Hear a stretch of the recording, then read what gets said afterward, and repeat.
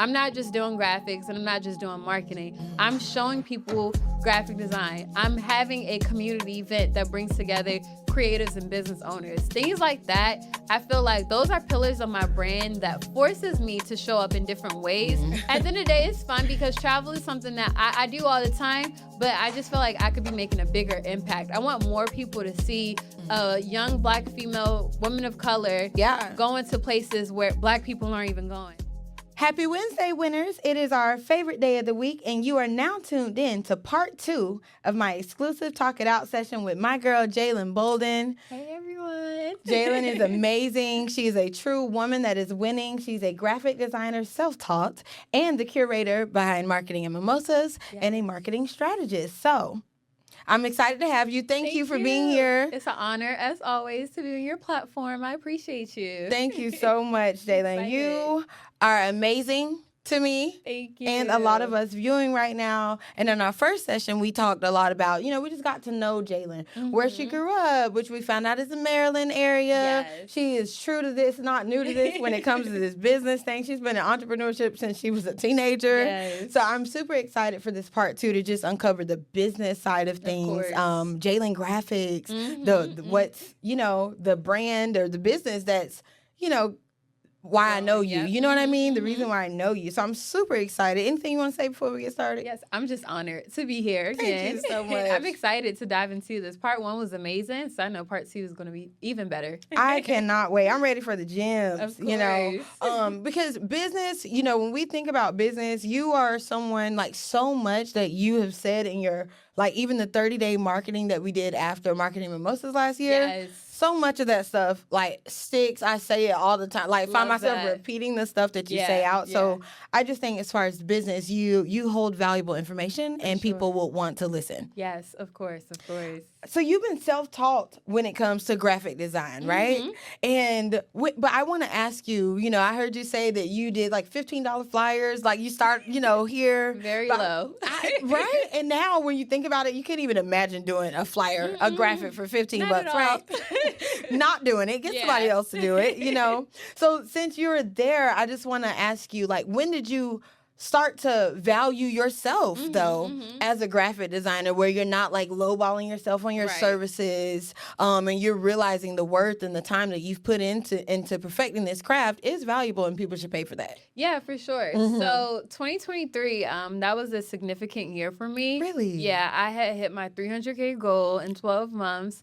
And honestly, with me hitting that, that was my first time seeing that much amount of money at that age. I was 23 years old at that age. Come on now. And it was just something that was just like, okay, I made this money, but at the same time, what I went through to make that money wasn't the best. Like, I was going through problem clients, people that just wasn't my audience, people that I had no business serving, but I was doing it for the money at the end of the day. And turning down money at that age, it's just like, no, let's do it. Let's do it. But at the same time, my mental wasn't there at all. Like, it was a lot of problem clients. So going into 2024, that's when I realized, like, okay, it's time for me to buckle down. With me buckling down, that's when I actually identified and said, like, I want to hold down on my target audience. I want to work with this demographic, this age group. This is what they value.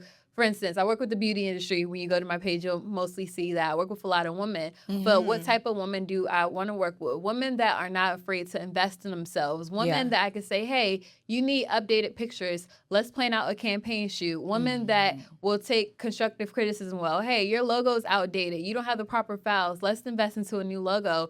So doing that, it was definitely hard. Just off the simple fact that it's like, okay, I'm going to lose clients, obviously, because not everyone wants to hear that. Some people just want the flyer and they want to keep going. They don't care about all the other aesthetics, but that's something that I value. So it was definitely difficult, but that was the main reason why I was just like, okay, 2024 is not just about me getting money. It's about me fulfilling my purpose. So that was the shift for me to actually realize, okay, Jaylin Graphics, in order for it to be sustainable, in order for me to have longevity out of it, I need to make sure I'm serving my audience the proper way. That's so good. Just to turn the paycheck to purpose, like you said, and that's amazing to hear, because someone like me who been following you these last few years and online, people show up and they show up a different way. Right, You get right. what I'm saying? Which you're the same online, but the reason why I say that is because people looking at you wouldn't know about a struggle. Right. They will only see the results now. You know what I mean? So even just to hear after 2023, which was just a few years ago, it's like, okay, that's nice to hear. You know, it really is nice to hear that just a few years ago, he's like, no, let me, you know, stand on my worth. You know what I mean? So I love that. To burnout. And exactly. That's like a whole different topic. You and know? I want to ask you about the burnout, though, because these are people, again, we see you in all your glory now. Yeah. But before you even got to that point, were you experiencing burnout? What did you do to even pivot from the burnout? Seriously. Yeah. So just imagine making $300K off of $60 projects. That's a lot of projects. That's a lot of projects. That's a lot of work, you know? Wow. So at that time, my highest ticket was probably around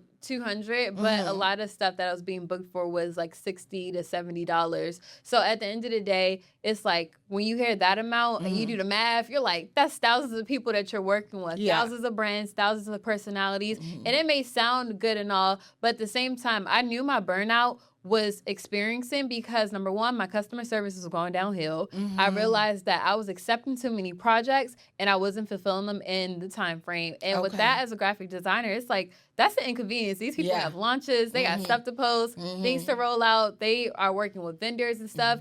They have strict timelines. So me being a designer, taking on all these projects, it makes me look bad just because I am a woman of integrity. For sure. But at the same time, it's just like, at that time, I'm like, yeah, I'll take your project. I'll do it. I'll do it. You need a rush? No problem. Now I'm doing rush orders, forgetting about the other people. Yeah. And it wasn't intentionally. I just didn't realize it until I realized that, okay, I need to refund this person because I didn't have their project back in time. And this person's asking for a refund. And respectfully, it's like, I have to give it to them as a business owner. Why? Yeah. Because I'm late on their project. Yeah. And they just gave me $60. And whether it's $60, if it's $2,000, I still have to meet my timeline. So I did experience burnout that year. And honestly, that was my pivot year because the following year, 2024, that's when I realized, okay, I don't want to go through this. Like, I genuinely, it's not that I don't like sending back refunds, but I genuinely don't like people knowing that Jaylin's that person that doesn't fulfill her timeline. Right. And granted, a lot of graphic designers go through that. But once I realized how it was a repeated pattern, I said, you know what? 4 people's enough. I need to get my stuff together. Like, it was a reality check for me. And it's one of those things where as business owners, you have to be real with yourself. You can't just do stuff for the money. I'm telling you. And seriously. Yeah, it's a lot. It's a lot. And granted, 300 was a lot for me at that age. I definitely had fun with it. Right. But at the same time, it's just like everything I had to go through to get that, I don't want to go through that again. I'd rather make less than that and have a peace of mind. Seriously, right? Now, that's important.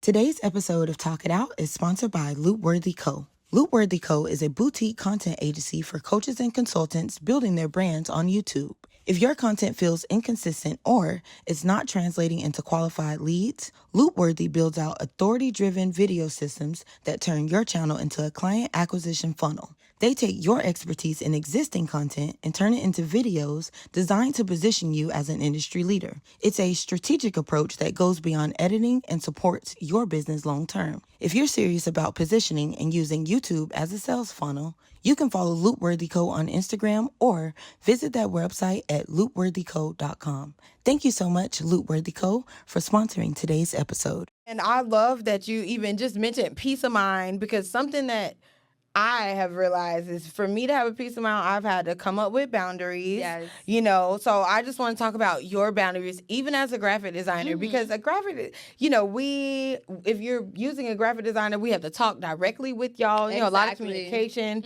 So how do you just create boundaries within your business as a graphic designer? Like, what has that been like for you? Yeah. And what did it look like before? Yeah. And why it was important for you to put it in place so that it can look like what it looks like for you now. For sure. So let's just start off with a basic one, communication. Right.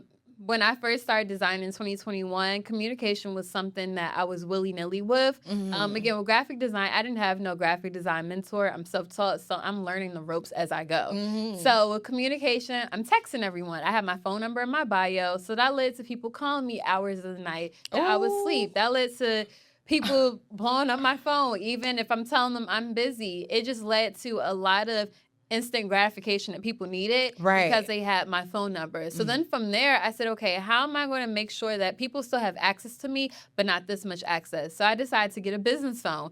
Even with a business phone, I could turn it on and off, but as soon as you turn that phone on, people calling you. I had people texting me their flyer order information. I'm requesting it via email. But I said, you know what? People still got too much access to me. So that's when I did strictly email. And with email, that was probably the best way that I probably could have done. I did emails and having forms. And I just preferred that communication because everything's streamlined. We could always go back for our records and see. And on top of that, I could reply within my set hours. My client can reply when they're comfortable, and it just sets that boundaries. Like, you can't call me unless you book a consultation. Right. So that's when I started putting consultations in place. I love that. So like, you are not my cousin. Don't call me at 3 in the morning. What? No, and I get it. Like, for instance, this was 2022. I had so many people calling me Thanksgiving Day. Like, that's the day before Black Friday. Oh, wow. That's so funny. That's a hectic time for graphic designers. So you have people calling, and all my designer friends, we all go through this. People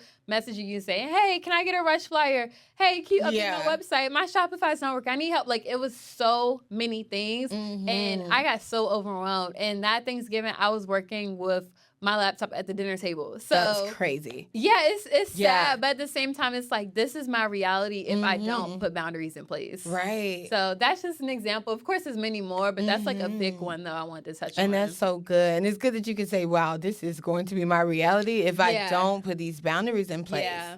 I'm impressed about you being self-taught. Like, I really, really am. Like, how does one teach themselves graphic design and, know the resources to keep evolving as a graphic designer once you've taught yourself this skill. Right. So tell me, what does Jaylin do to keep herself on point as a graphic designer? Yeah, and that's funny how you asked that because my Design Academy is my online Photoshop course that I have. Yes. And that was one of the reasons why I started Design Academy because I said I would rather teach people the ropes of how I learned so they won't have to feel like they have to go to college to become a graphic designer. Like, you can literally learn from me. And it took me years, of course, of learning, but I'm condensing it in 6 weeks. I'm giving you the blueprint. But needless to say, designing for me was something that I learned strictly from YouTube. So Photoshop is a program that is similar to, I don't know if you remember Paint from back in the day. I do. Yes, it's similar to Paint. Wow. Similar to Microsoft Word. It's like a combination of both of those in one program, just to like dumb it down a little bit. That's how I tell people. It's like Microsoft Word and Paint.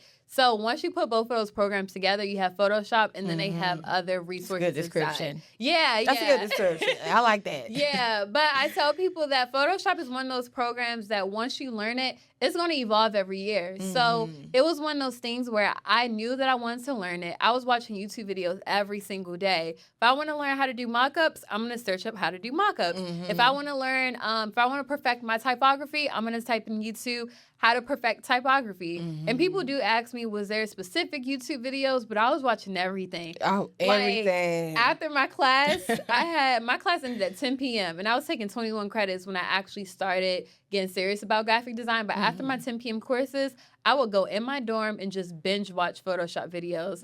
Like, how do you add this type of metallic and gradient inside of a font? Like, I'm searching that up. Wow. And then I'll teach myself. And then from there, it honestly just evolved because I had clients saying, oh, I know you do logos and flyers, but can you do a business card? I know you printed my labels. Can you do product photography? Can you post for me on social media? Wow. So now I'm a product photographer, a social media manager, graphic designer. Everything. Like, my clients pull me in every direction. And now I'm just a graphic designer and marketing strategist. But the fact that I was able to experience all those other hats before, like, saying, okay, these are my two industries for sure. Like, these are my two roles for sure. Yeah. It's just so much fun. Like, it's just continuous learning at that point. And you like to learn, I'm assuming. You are a sucker for learning. I'm a sucker for learning, which is why I love podcasts, which is why I'm happy just to be on here. Thank you. I want to ask you about, like, when it comes to teaching others your craft, like, has everyone ever told you crazy? Like, girl, why are you teaching people, like, other designers? Like, they can take your clients. Or, I'm pretty sure. I feel like the graphic design industry, probably is competitive. For sure. You know, so tell me about your experience in that, and you know, how do people ridicule you for teaching people, and why though? You just shared because you had to learn so much yourself, but still, why it's so important for you to open up a community where I can teach people this skill and they can be successful too. For sure. So as of right now, I've taught over 300 students graphic design. What? That's what's up, Jaylin. Thank you. And a lot of my graphic design peers, they are on my level. Like, some of them are even doing better than me, and I started teaching them. Yeah. And I love that. So one thing I tell people all the time, when it comes to graphic design, it's so many clients for all of us. I have design students that only do obituary flyers. I have a design student who took over the club promotion. He does flyers for top clubs in Miami, New York, but I taught him Photoshop, and he's storing with that audience. So one thing I could definitely say is that we all have our own audience and we all have our own clientele. And one thing about all of our clientele is that we're going to stick with who we stick to. We're going to stay consistent with them. Now, I do have clientele that I no longer work with, and I may say like, hey, we're not a good fit. You should work with my students. So I'm literally sending people to my students every week. Yeah, because it's like I can't work with everyone, and I'm just one person. And with me being a marketing strategist now, I need other designers on my team. So now I'm outsourcing projects to my students. Love they that still for you, thank you. But it's like I taught them, so I'm comfortable. They know my style. They know what I want, what I don't want. And it's way easier because instead of me having my eyes burned and trying to do all these projects and trying to strategize this campaign, I could just call Ashley and say, hey, Ashley, I need you to do this flyer for me. I need you to do the security design. Like, it's one of those things where we all have the money and we all have the clientele. It's just a matter of who the client decides to work with. But I've heard that before, like, oh, you're teaching people your skills, you're giving people the game. I'm just like, it doesn't matter. Like, I have a million things going on. I have marketing mimosas, my strategy program now, Design Academy. I'm always tapping into something new, and I'm always staying consistent with it. Where it's to a point that I'm not just doing graphics. I'm not just a graphic designer no more. So it's like, why not? And Design Academy is not only another stream of income for me, but the amount of people that say they're inspired by the way I travel, the fact that I built my house, they're like, how did you do it? I literally did it from graphics. So it's just like, with that being my source of income, I want to see the girls win. I'm a girl's girl. So in order for me, thank you. In order for me to see them win, it's just like, I'm going to put y'all on. I'm going to teach y'all graphics. Y'all just have to stay consistent with it. So I love it because, you know, what do they say? You take a horse to the water, but you can't make them drink. Exactly. I love that because, y'all, after Marketing Mimosas, I just mentioned she had a 30-day like coaching.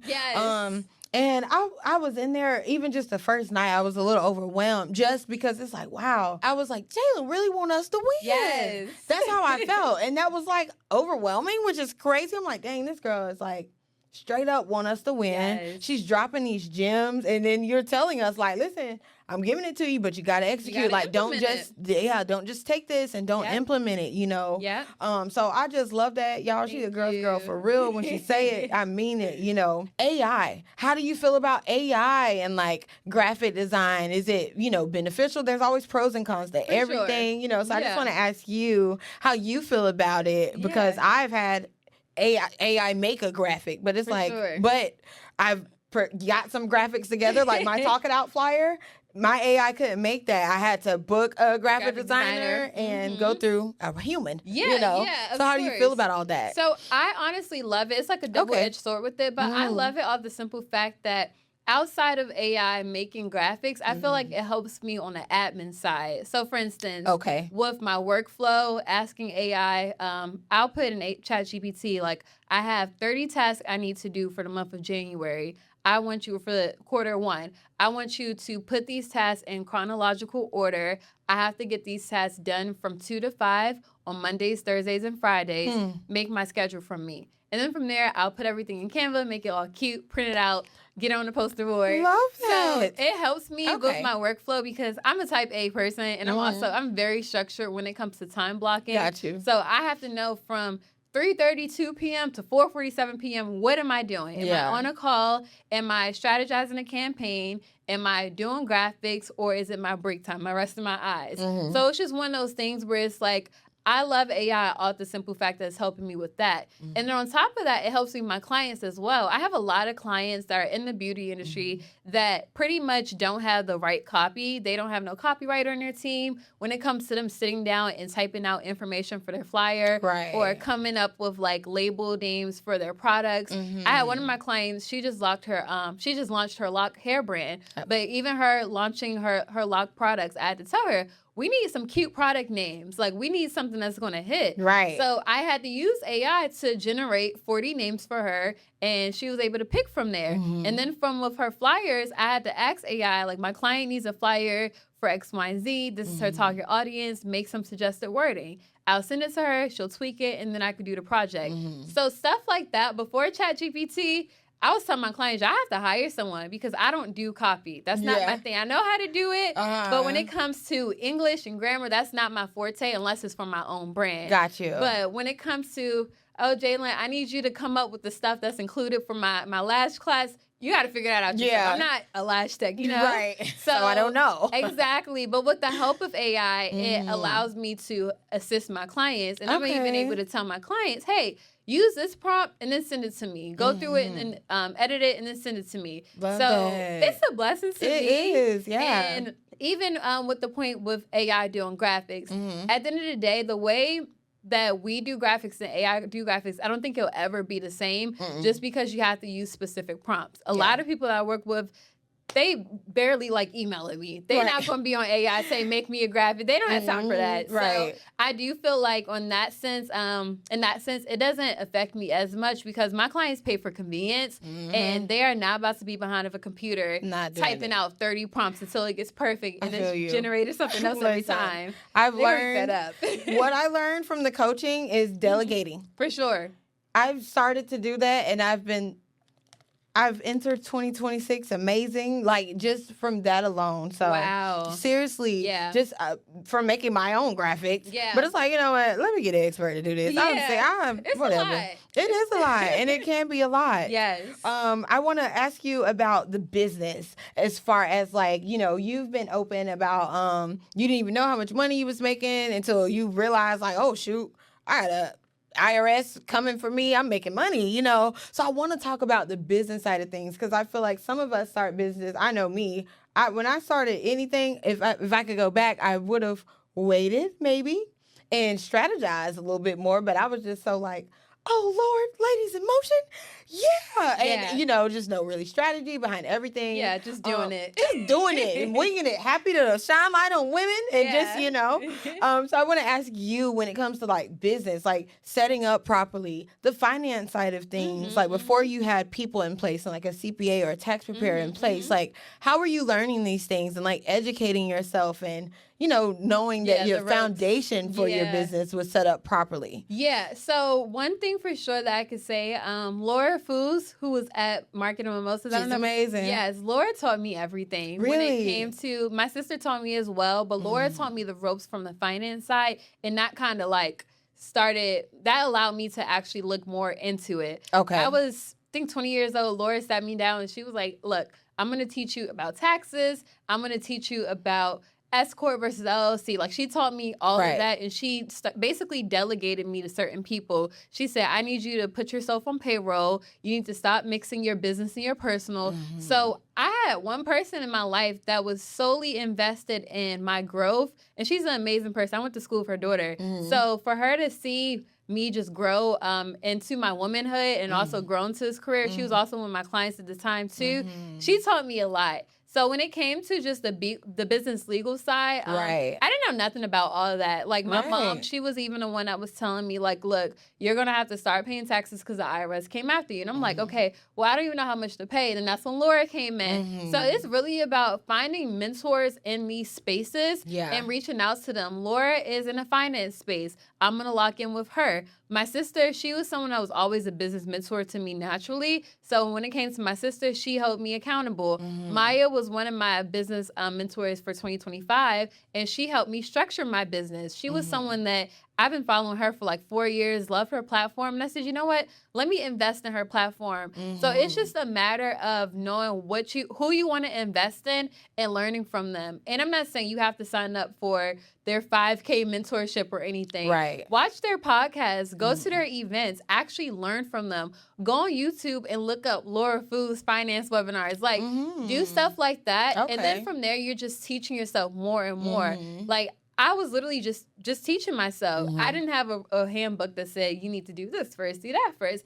I'm just learning along the way. Right. But I wish, I'm not going to say I wish. Back then, we didn't have AI. Right. So we're just like, AI now is at the tip of your fingertips. Really? So there is no excuse for no one to not have their business together if you have AI. Ask chat to figure out what team members you need, what websites you could go to. Resources are literally free nowadays. Yeah. And we didn't have that much access. So it took me a little bit longer. But the fact that we have these resources now is no excuse for no one. You right now. If you could go back at all and change anything, would you? And if so, what would it be? Yeah, definitely not mixing my money. I would definitely say, because I was younger at the time. Right. And I'm fresh out of college, living in New York, just moved to Atlanta, just making those transitions. I was living in a high-rise in Buckhead when I was 21. Like, I just had so many expenses, and I really didn't see my money the way I wanted to see it. Got you. And my sister was actually the one that motivated me to purchase my house because she was like, look, you spending all this money at your apartment and partying, doing X, Y, and Z. You need to invest. You need some type of equity. You need some assets in your life. So if it wasn't for her, I wouldn't have started building my assets. But it was just one of those things that's just like, I need to have some structure with my finances. And I need to see the money that I'm making. Right. So I would say that would be the only thing. It's really just dividing my money early on. I don't regret it at all because it did teach me how to manage my money properly. For sure. But at the same time, I probably would have had more money to pay myself. And then I probably would have had business savings so I could just pay for this photo shoot, pay for this without thinking about it versus use my personal money, When it comes to building your house, like, did that ever, when she was telling you that, like, did you ever feel like, I'm not ready for that, or I don't want to do that right now? What made you finally lean into the decision? And why would you have those, like, second thoughts? Yeah, why would you have those moments? Yeah, so building a house at that age is something that's very, very hard. Like, I've had, when I was 23, I had people that was 23 saying, I'm ready to start. I'm like, you need to pray, and that's got to be with you every step of the way. Right. It was hard. That was probably the hardest thing I've done in my life. And I'm not saying that, like, it's not possible, because obviously it's possible, but I'm saying that from a space where you have to be mentally prepared. And it was different because, number one, when my sister told me, I didn't fully understand it. I'm like, I love living in Buckhead. Right. I love, like, just walking out and going to all my coffee shops. It's all here. It's all here. But at the same time, I was paying $2,800 at that age for a 2-bedroom apartment by myself. Yeah. And she's like, when you calculate that by 12, by 24, it's just like all that money went down the drain. And then on top of that, my apartment complex I was in, it was definitely a luxury apartment, but they weren't improving in certain areas, but they kept going up on the rent. Right. So it was like, they're going to keep going up on this rent, not improving anything, and you have no choice but to pay it. So she pretty much shifted my mindset, because at that time, I didn't understand assets. I didn't understand equity. I didn't understand building a home, like, this is yours to own. I didn't understand none of that. Right. I had to literally process it. But when I was going through my process, I also realized that I didn't want my house to be built already. So that was another struggle. Okay. So I said, I want to build from ground up. And that itself is not an easy thing at all, because it's like you have to find your lot, like, just so many things that go into it. And then I was experiencing a lot of racism as well with the bank that I was working with, the mortgage company. Like, it was a lot of redlining throughout the process. So I was having breakdowns every single day. Really? I was calling my parents, telling them, I'm giving up. I'm not doing this no more. I was going to ask that. Did you ever have those thoughts? I did. And after, I remember I did my first 15K wire just to, like, put some money down to start the process for real this time. After I put that wire down, I called my mom and said, Mom, I don't care about this. I'm going to take that 15K as a loss. I don't want to do this no more. My mom was just like, you have to do this. I said, I don't care about that money. It was just a lot. And going from my bank, going to my tax preparer, my CPA, going from everyone every single day. Yeah. And then I had the mortgage company asking me, like, how am I 23 with this type of income? Because I had my taxes in place. I had everything in place. But they asked me to write 2 essays. One essay was, how is it that I'm this age of no adverse effect on my income? How did I move from Maryland? And mind you, I'm providing all the documents, but that's not enough. And then on top of that, insane. It was bad. Like, I'm moving into an area, 400K plus homes. I'm 23 years old. It's typical couples that are moving in here, families. I'm signing this off by myself. Yeah. So they like, what does this girl do for a living? Right. I'm giving y'all my taxes and stuff, but that's still not enough. So just experiencing that, it was definitely emotional. And right, I can imagine. Yeah, I'm like, are people going through this? Is this normal? And I kept asking my realtor, I said, this isn't normal. Like, this isn't normal at all. Like, I'm experiencing racism, redlining. Yeah, like, that's insane. Yeah, it was a lot. Right. And you work so hard for them to just be like, for them to be like, they really wanted to ask me, are you a drug dealer? Right. Like, that's what they wanted to ask me. Like, how are you bringing in this money? How are you doing this? And I'm like giving y'all the documents. I'm showing y'all 2021, 2020. Like, I'm giving y'all everything. I paid myself. I had my pay stubs and pays, my W-2s. So it's just like, what more do y'all want? So when it got to essay number 3, I said, I can't do this no more. Like, no, they wasn't going to make you write no third essay, Jaylin. Oh, yeah. 3 essays. Oh, my God. That's just insane. 3 essays. You know? Oh, my gosh. Yeah. And then it was little things like this document had to be signed in black ink, not in blue ink, not black ink. Stuff like that. Wow. That is weird. It drew the line. Yeah. Which is, it would make you want to give up, though. Because it's like, who wants, like, I'm trying to be young and lit. I'm trying to live my best life. I'm trying to be outside. Now I'm just stressing. I'm 23 crying. Yeah, trying to get a house. That is crazy. Yeah, I had to ask, guys, is this really for me? And after 8 months. After 8-month process. Yes. Wow. So if someone is like about to get ready to walk into this process. Right. Just what like advice or what would you say, hey girl, I wish somebody told me this before I started. You know, let me pass this along to you. Like, what would that piece of information look like? Yeah, more so shifting your mindset. You have to have supporters around you. I didn't have people telling me give up or anything. I have my mom rooting for me, my dad, my sister, every step of the way. Every time I needed my father to come tour the house, make sure the builders were doing their thing, he flew down. My father was down every month checking on the progress and stuff. Amazing. It was one of those things where you have to have people around you that's going to pour into you. If not, you're going to be ready to give up on a process easily. Another thing I would say is definitely have a good realtor, someone that specializes in basically finding homes for entrepreneurs that could connect you to the right bank, that could connect you to the right mortgage company. And then lastly, have your finances in order. If you know that you're not on payroll and you're an entrepreneur, if you know that you don't have no cash put aside, and I'm not talking $2K, $3K, at least $10K, because you have to furnish your home, you have to pay for moving expenses. It's so many expenses that are going to come at you, not at once, but over a gradual period of time where you just want to be prepared. You don't want to be that person that comes in our home and don't have a bed to sleep on, you know? Right. You want to make sure you have at least the bare minimum. Right. And I probably messed up. When I moved into my house, I had it all furnished by probably like week 2. Like, I went crazy, and I would never do that again. Really? Yeah, I would tell people, take your time furnishing your home. I needed, like, my dining room needed to be done. I needed the couch. My 2 guest bedrooms had to be done. That's so funny. I needed everything done. But at the same time, it was so much money that went out there where I probably would have enjoyed the process more if I took my time with it instead of rushing it. I can see that, Yeah. Okay. But, yeah, I'm the type of person, when I'm in somewhere, like, I want it to be comfortable. Right. Like, I want it to feel like home, so I can't see blank walls for a long time. I got to see something. I feel you, girl. I do feel that.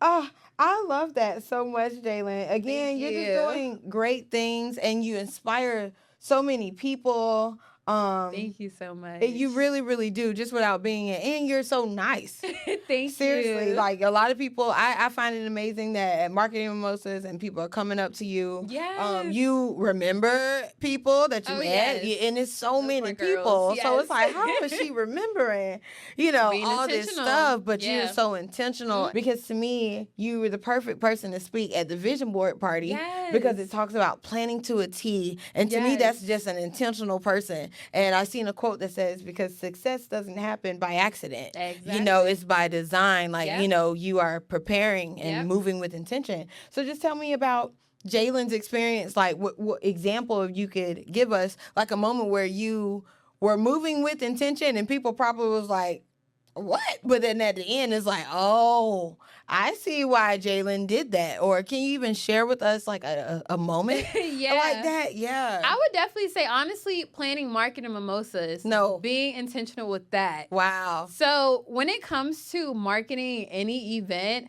you have to plan to the T, like you said, and you have to start planning early. So I remember January last year, I was planning my Marketing Mimosas campaign shoot. And I had me and my friends did the video together. It was super creative, a dope idea, but I was doing it in January. So I'm posted behind the scenes with my videographer. We're all dressed up. I had my friends in orange and yellow pajamas. We were drinking mimosas. It was so cute. And we did it at my house. So of course, we got content for it. But so many people were texting me saying, you're starting early. Marketing Mimosas isn't until August. It's months away. Why are you doing your video shoot this early?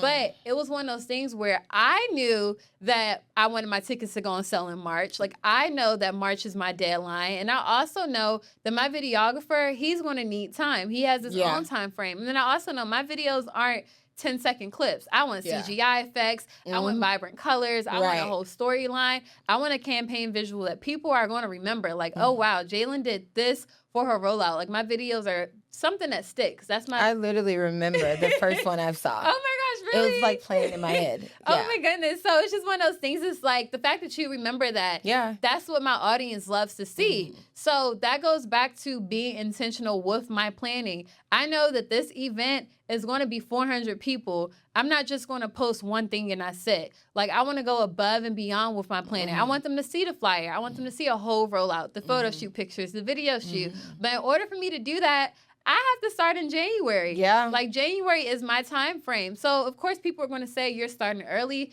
It may look early to you, but I'm right on time for me. And I get people asking me all the time, like, well, Marketing Mimosas, do you plan early? And I'm like, yeah, but at the same time, if you're going to have an event, are you willing to plan out early? You got to. You have to. Got to. And a lot of people aren't. So it's just like, if you want to be intentional with planning for an event, and some people work better under pressure. You may not need a whole 5+ months in advance. Don't stress me out. Give me the time. No, seriously. But I've met so many successful people. They could put something together in a week and have a whole video shoot and everything planned. I can't do that. I got you. Yeah, my nerves are so bad. Man.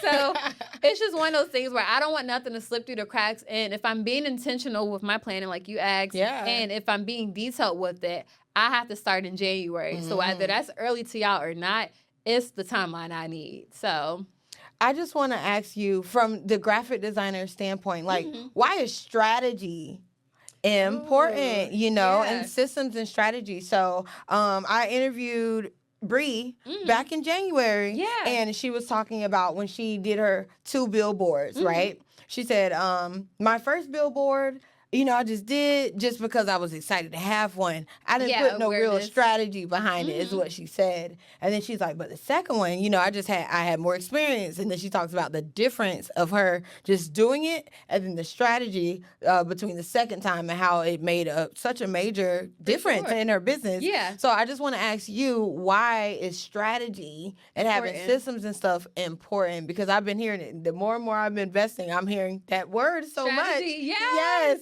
Backtrack. I became a marketing strategist July 2025.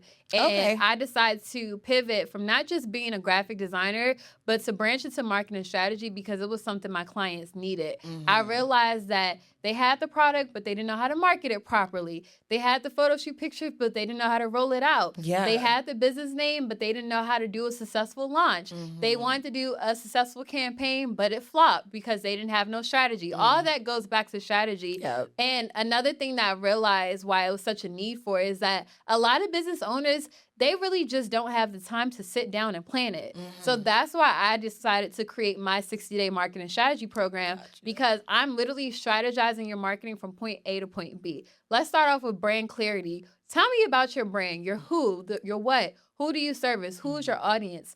probably like 70% of people that enter my strategy program can't answer that. Really? Yes, a lot of people. And it's my job to help them as a strategist. So I tell them, before y'all say, Jaylin, I want to do this big campaign. I want to do this like you did. I want to have an event. Like, I want to do X, Y, and Z. You can't tell me who you're serving. You can't tell me why do they come to you, what they value. And as your marketing strategist, we're going to unfold that, because we can't go from A to Z without figuring out A first. Yeah. So strategy is something, number one, it starts with clarity. Like, before we even dive into your marketing planning, we need clarity about yourself, your brand, and what's going to make you showing up consistently. And then once we have that clarity, now we could dive into everything. What's your offers? What do you actually want to sell? What makes these offers different? You could tell me you do locks, but what type of locks do you do? What products are you using? It's so many different unique value propositions that go with it, where it's just like, okay, now that we have your offers, now let's bring it to life. So we had to do the strategy clarity part first. We had to figure out your offers. Now that we're bringing it to life, now you're actually ready to do a campaign. But we're not just planning a regular photo shoot, a video shoot. We're going to strategize how these pictures are going to be rolled out. If we're using models, we're in the pictures. How are we going to make sure that these pictures sell, this video sell? We're not just dressing up, looking cute, and posting it. Right. No, we need to make sure that if you're investing $2,000 into this entire campaign shoot, you're seeing a return on your investment. For sure. So all of that is strategy. And then even after the campaign, how is this being rolled out? What content calendar do you have in place? What systems do you have in place? Are your systems updated? Before we even launch this campaign, are your systems consistent with your visuals? Are your colors consistent? Are your offers on there? Is it user-friendly? So needless to say, all of that's marketing strategy. Yeah. And you just have to, I break it down for my clients over a 60-day period. And I realize that the typical business owner, they're not doing that. They're just hopping in saying, oh, I want to do a hair shoot, but you don't even have a hair website up. You don't even have inventory. Listen. Like, Jaylin done got me together so many times without even just knowing it, but just hearing you drop a gem and be like, oh, okay, cool. Yep. You know, and just taking it, because the proof is in the pudding. Yes. With it. So it's amazing to see, like, you are offering up free game, and it's like, why would I not take it? You know? Exactly. So for sure. I want to talk about, so crazy. Just maybe building and balancing relationships within your community. Right. Because, again, this is a lot. You have all these clients, even when we hear it's like, oh, we got a wait list already. It's like, what? Yeah. Plus, you're doing just so much, you know. So I just want to, how are you balanced? Like, balance personal, business, relationships. Like, does Jaylin date? Like, what does this even look like for you? Yes. Someone so busy. And I know what it's like to just be like an alpha woman, so you say, and just being in these realms. Like, I'm just curious to know. Yeah. So balancing personal and business is one of those things where I'm not going to say I struggle with it. Yeah. I feel like I honestly mastered it just off the simple fact that I make time for what I want.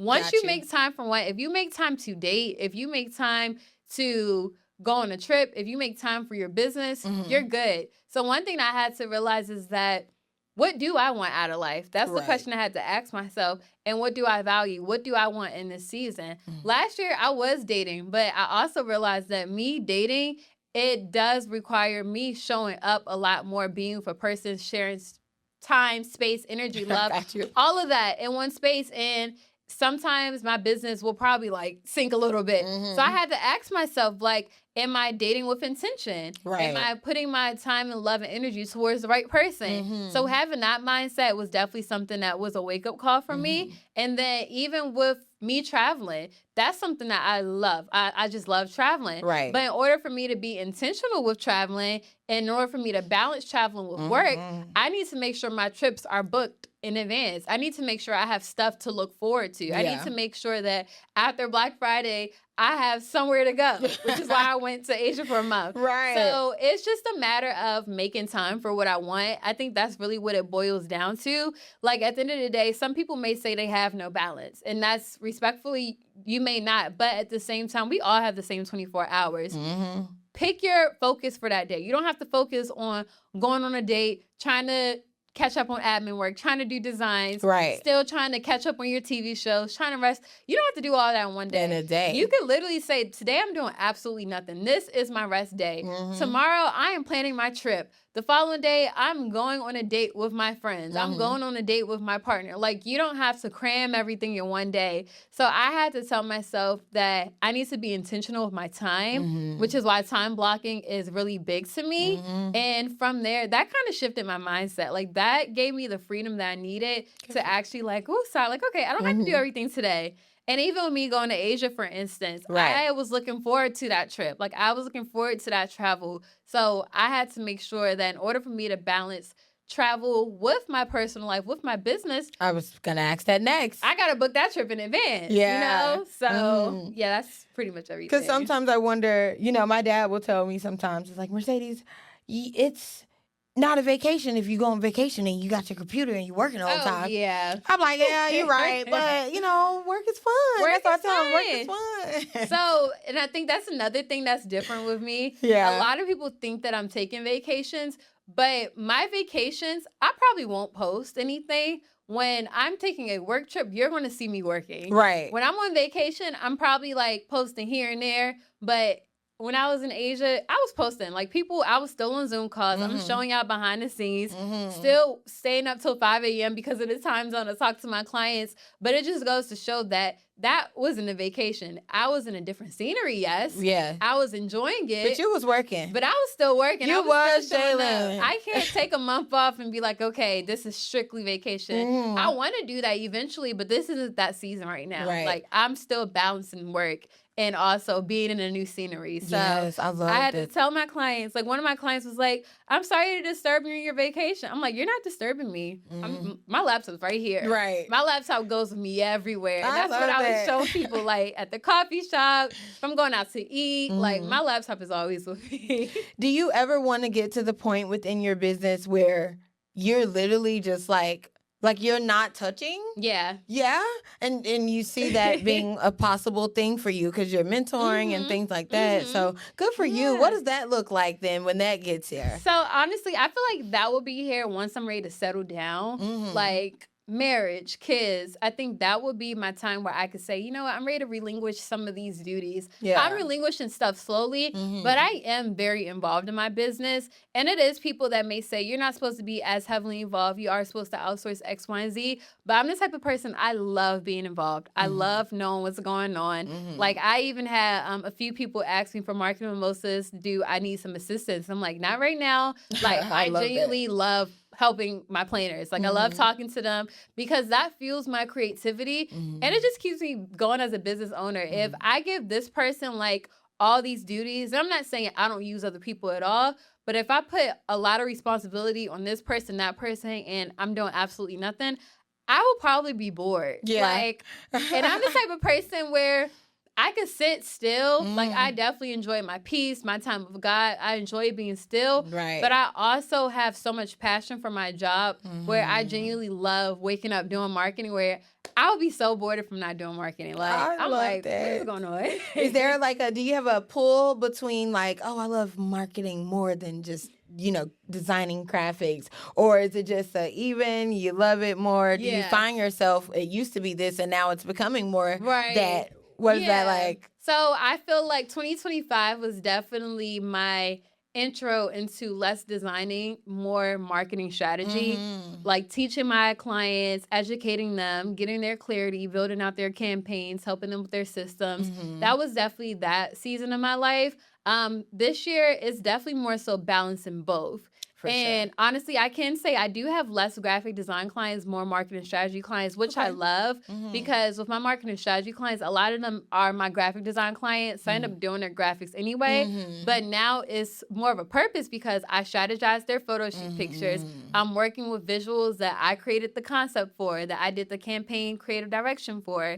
So it's more fulfilling just knowing that, like, wow, I'm literally watching your marketing blossom through my strategy program. So it's definitely like, I would say 50 50-50, yeah, 60-40. Okay. But at the same time, I have love for both. Like, I would never stop doing graphics. For sure. People have asked me, now that you're doing strategy, are you going to stop doing graphics? Are you going to retire from graphics? The answer is no. No. Like, I will never stop doing graphics. I love it so much. How does Jaylin keep herself on point, though, as someone else's marketing strategist? You know, like, what do you do to just make sure that you're on point and with that?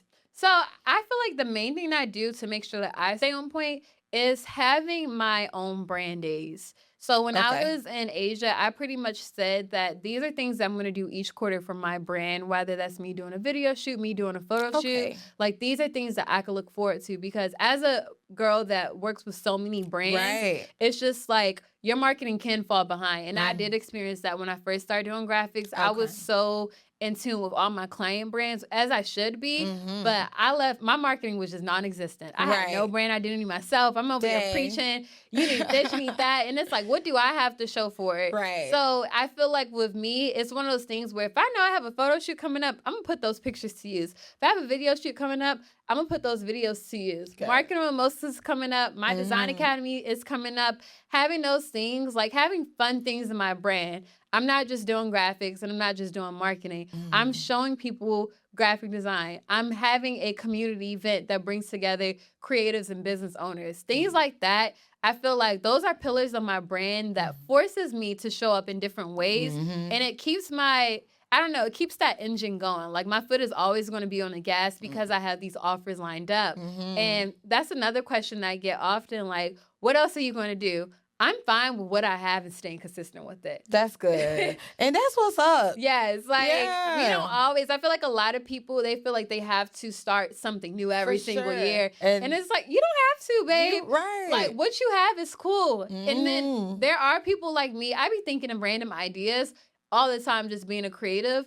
But I always say, how can I tie this back to Marketing Mimosas? How can I tie this back into Design Academy? So because I've been consistent with Design Academy all these years, like, I have over 300 students. Because I have been consistent with Marketing Mimosas since 2022, this is a successful event. I'm not doing Marketing Mimosas one year, then doing a whole different event the following year, then something else, then something else. It's like, no. Stay consistent with what you have, and then that's just going to help your brand grow even more. 100%. Where you can start to realize, like, okay, this is going to keep you going. Like, you're just reinventing the wheel every time. So, is there anything that you still, like, struggle with in just business? And I just have to ask, because, again, even when we are just speaking with Essence, she's like, I love when I hear Jaylin say this, because when we look at you, it's like, we just see all the glory, you know? So we do want to ask, like, questions like that. Like, is there something in business and entrepreneurship in this lane that you still struggle with? For sure. And what do you do to overcome those hurdles, you know? Yeah, I feel like the main thing that I struggle with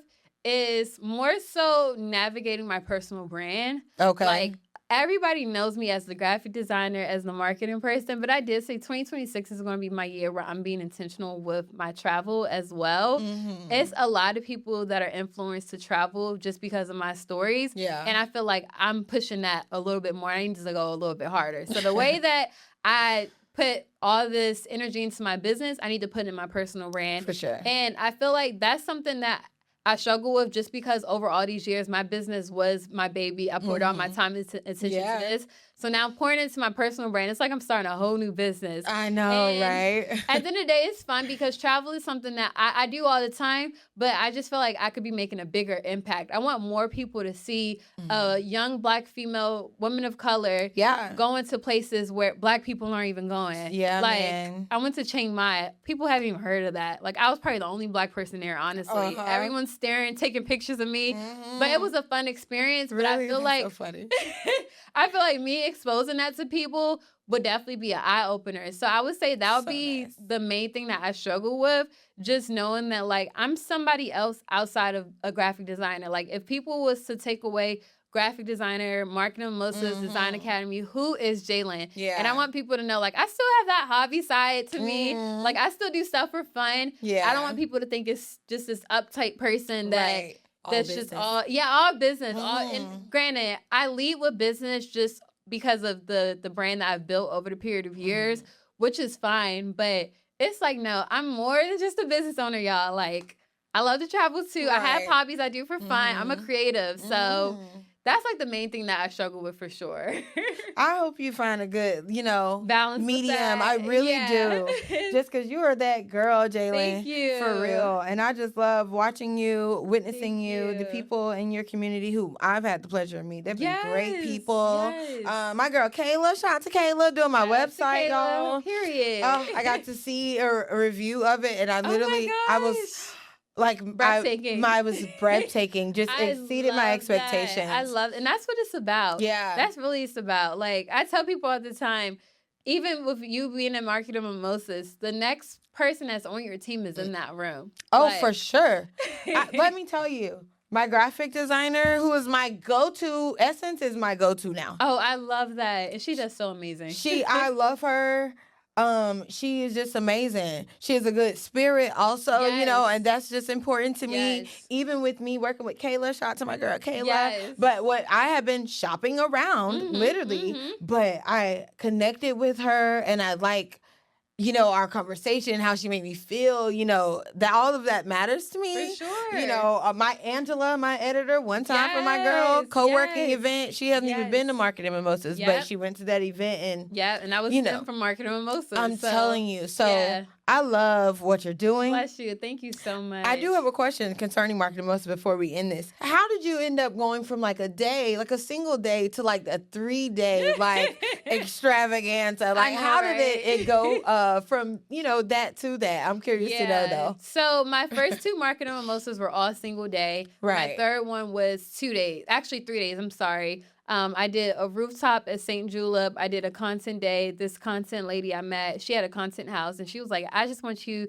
to bring Marketing Mimosas here. And we probably only had like 40 people at that time. This was my third one, but the brunch was way bigger. But I was like, I genuinely love seeing people on multiple occasions. That brought me so much joy. Like, I'm not just seeing you on Sunday, that's it. I'm spending a whole weekend. Like, we locked in now. We are locked in. We are besties now. Yeah. And it's crazy because 2025 Marketing Mimosas, this one lady, her name was Sheena. When Sheena came, it was her first time taking her flight. Like, she never got on a plane before, but she took her first flight to come to Marketing Mimosas from Texas. And when I saw her, she was kind of distressed. It was her first hotel. Like, it was a lot of things it was her first. So she was kind of stressed out. So I went over there, I talked to her, I had a great conversation for her. She was telling me about her brand, and I was just giving her praise. And I'm like, I'm honored at the fact that you took that leap of faith to be in a room, to take your first flight, to book your first hotel. To be in that room. Exactly. But a lot of stuff was new to her. So me having that conversation and then me seeing her with Leah, who's one of my mentees. Leah's also a graphic designer and photographer. Seeing her with Leah, and then she was with Leah's sister. By the end of Friday night, it was a whole group of them. Saturday comes, I see them coming back from brunch. Yes. I'm like, oh, y'all went out. That makes you so happy. Yes, and then Saturday night before a pajama party, they're in a hotel lobby taking pictures. They're taking an Uber together. Yeah. Sunday comes, they're all in the hotel lobby again. After Marketing Mimosas, they went out. Sheena is texting me saying, I literally have a group of friends now because of you. And she was just telling me that it felt good, like being in her hotel, like knocking on the door, like, hey, girl, you up? Like, let's go grab X, Y, and Z. So that what made me realize that was a wake-up call that this don't need to be one day. No. Like, I've had girls saying, you need to make Marketing Mimosas a whole week. Like, we really love bonding with each other. And I've had many women saying, like, I've never been in a space where everyone is just bubbly. Everyone is nice. Everyone has an open spirit. Yeah. That's not, especially in Atlanta. It's like, they have events. Some of the events, I've experienced events where it's like mean girl energy in there. Yeah. Like, it's just not as genuine for Seriously. real. So it's just like the fact that I'm able to curate a space like that and we're able to have fun, that's what made me realize, like, okay, this needs to be more than one day. Girl, so good. We I have an M&M tribe group thread in my phone. I love that. It's a bunch of us in there. Yes, that's how it should be. It is. So, girl, just thank you for what you're doing. Of course. Always an honor. Talk to you forever. I know. I promise you we're wrapping up. Yeah. New levels, new legacy. That was our theme for January, but I have to ask you, because I've been asking everybody this question. It's good. What is this a mindset that you have that you are going to adapt, that you have adapted, that will take you to new levels for 2026. A mindset that you wasn't walking in 25, but you're like, you know what, it's 26. I'm walking like this now. Yes. What mindset would you say that would be? I would say show up and put your best foot forward. It was things I did in 2025 that I did, but I didn't do it the way I wanted to do it. Okay. Like, I didn't put my best foot forward. Like, I could have did better for sure. And that's not to be hard on myself. I give myself grace all the time. But this year, I said, no, I'm putting my best foot forward. Anything that has my name to it, anything that God has replaying in my head, I'm doing it. But I'm not just doing it like just to do it. I'm doing it and I'm going full force with it. Yeah. Got you, girl. And it's one of those things where I told myself, my New Year's resolution, it was just like, anything that I say I'm going to do, as long as I do my best, that's all that matters. 2025, of course, I did my best, but this year I feel like I could go even bigger. And Atlanta is a place where there's so many opportunities here, so many people that I still look up to, that I aspire to be on the same level one day. So it's just like, until I get there, I need to keep doing my best. And if I'm looking up to them, if I see them doing it, there's just motivation that I can be there one day. So that would be like my gym. I love that for you. Thank you so much. What legacy do you hope that you're leaving behind? When people think of Jaylin Bolden or Jaylin Graphics or anything Marketing Mimosas, the marketing strategist, anything, what do you hope that you're leaving behind for just people? the girl that tapped into her creativity. Like, that's the main thing. I want people to tap into their purpose. Don't be afraid to tap into your purpose. It's things that people say, oh, I want to do this. I want to eventually do it, girl. What is stopping you? Like, what is stopping you? You want to get a house? Do it. You have to plan. You have to strategize. You have to literally put things into place. Like, I don't want people to think that, again, that I just snap of a finger, the success happened. No. I was planning, I was strategizing. Like, it's a lot of stuff that I just don't post on social media that people don't see. So it's just one of those things where if you want something, do it. And I'm a living witness, a testimony that anything that I've had, it took me a while to get there, but I did it.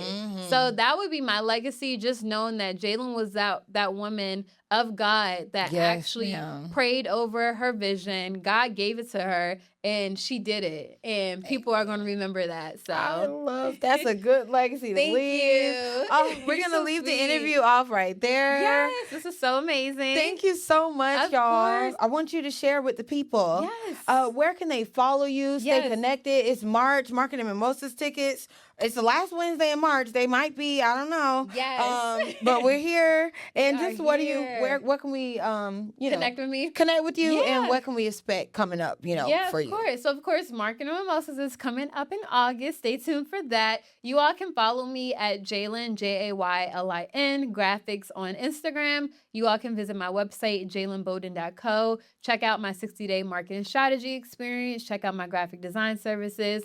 My design academy will be in Q3 if you want to learn graphic design for yourself, if you want to become a graphic designer. And yeah, I'm excited just to connect with everyone. Let me know how y'all like this episode. We need to do a part 3. We need to just keep it going. We really do, like, maybe right before marketing or after. After Marketing Mimosas. We should do one. Perfect, yes. And also, August is my birthday month. So I have a whole little rollout also. But August is my birthday month, so I want the best people that month. For sure. Yes. So everybody, if you're tuned in, thank you so much. I just need you to like, comment, and subscribe, and stay tuned for more Women That's Winning. Bye, guys.